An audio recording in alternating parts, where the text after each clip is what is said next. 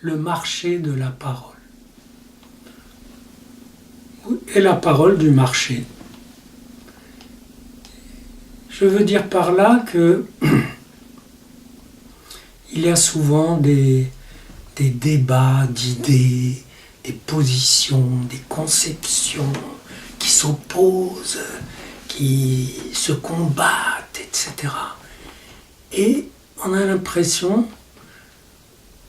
c'est un peu ce que je disais sur mai 68, on a l'impression que il y a une espèce de moulinette qui va brasser tout ça et qui fera que ce qui dominera, c'est quelque chose qui marche, qui est conforme au consensus implicite, qui ferait que tout le monde, l'idéal, c'est que tout le monde soit à égalité pour aller au marché faire ses courses, acheter des idées, des légumes, qu'il y ait du goût, des fruits, puis des positions, voilà, moi je pense ceci.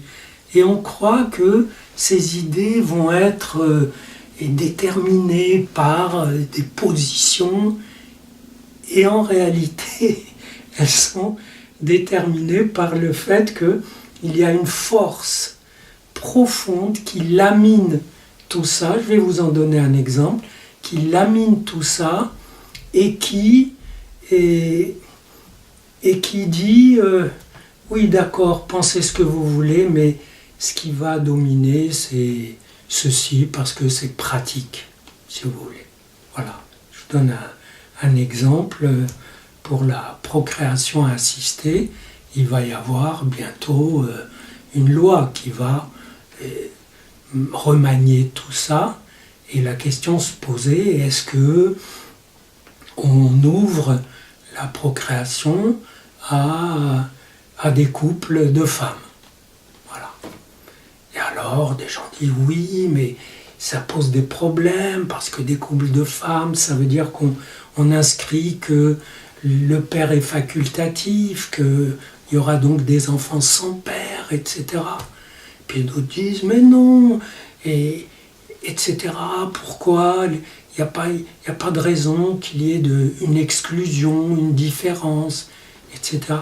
Puis on s'aperçoit, au bout de quelque temps, sans même qu'il y ait eu débat, que ce qui va l'emporter, c'est tout simplement qu'il y a un produit qui s'appelle don de gamètes, et que ce produit est disponible sur le marché, il faut qu'il soit disponible pour tous les acheteurs, pour tous les utilisateurs.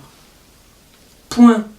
Alors les gens greffent là-dessus, on est dans une mutation anthropologique, il faut changer la famille, et les autres disent quoi, vous touchez à la famille, c'est sacré. Et puis en réalité non, chacun fera comme il pourra, mais il y a un bon produit qui permet d'avoir des enfants à ceux qui ont du mal à en avoir. Et qui ont du mal à en avoir, soit parce que le couple est stérile, soit parce que le couple ne prévoit pas de mec. Bon, et en principe, il faut du masculin pour faire ça. Donc, très bien, comment s'appelle le produit? Ça s'appelle fécondation, ça s'appelle prélèvement d'ovocytes, etc. pour faire l'objet, et cet objet doit être accessible à tout le monde. Pour moi, ça compte beaucoup parce que les idéologies s'excitent beaucoup pour se raccrocher à ça et concevoir des manières totalement inédites qu'aurait l'humanité de se reproduire. Mais c'est pas vrai. Il y a en tout 70 000 personnes qui sont nées par des techniques médicales. Parmi elles, il y en a encore moins qui sont nées par des dons d'ovocytes, etc. Donc, il y en a encore moins qui sont nés parmi des couples homosexuels. Donc, les idéologies qui se veulent, si vous voulez, plus que postmodernes, qui se veulent totalement novatrices, s'accrochent à des événements techniques, alors que les événements techniques, de par leur logique, qui est une logique du marché, c'est-à-dire d'être vendable à tous ceux qui les veulent, c'est ça la logique du marché. Ça veut dire que tout le monde doit pouvoir acheter un objet dont il a besoin.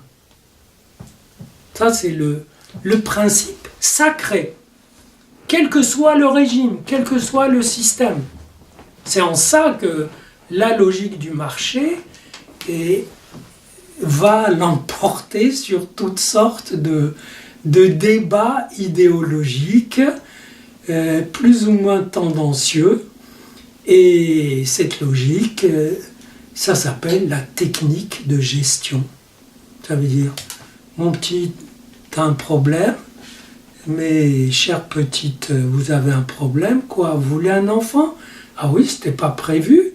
Et autrefois, on aurait dit, un couple homo, pour qu'il ait des enfants, il faut que les poules aient des dents.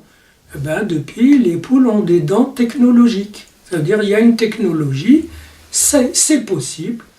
Très bien, on le fait. On le fait parce que c'est la loi de la gestion des problèmes sur un plan marchand. Marchand n'étant pas péjoratif. Le marché, ça veut dire des gens qui se promènent, ça peut être fictif sur Internet, des gens qui se promènent avec chacun un produit à échanger. C'est tout. Et évidemment, cette logique technique, elle ratiboise beaucoup de fausses questions, mais je trouve que ce n'est pas à déplorer, parce que ça incite à réfléchir un peu aux vraies questions, qui ne sont peut-être pas là, qui sont, qu'est-ce qu'on fait quand la vie est bien gérée, voilà. Ta vie est bien gérée, tu n'as plus qu'à la digérer. Qu'est-ce qu'on fait avec ça? Et c'est là qu'il y a des flambées idéalistes, totalitaires, ou pas totalitaires d'ailleurs, qui est des recherches d'idéal, de créativité, d'invention, de toutes sortes de choses qui soient fétichistes ou vivantes et qui répondent à ce besoin où on a affaire avec de l'ingérable. L'ingérable, c'est pas péjoratif. Dans le langage mercantile d'aujourd'hui, ça l'est. Quand un truc, dans un système de gestion, est ingérable, c'est le système qui risque d'exploser. Dans la vie, quand c'est ingérable, c'est plutôt passionnant, parce que ça va amener d'autres, ça va obliger à chercher d'autres ressources.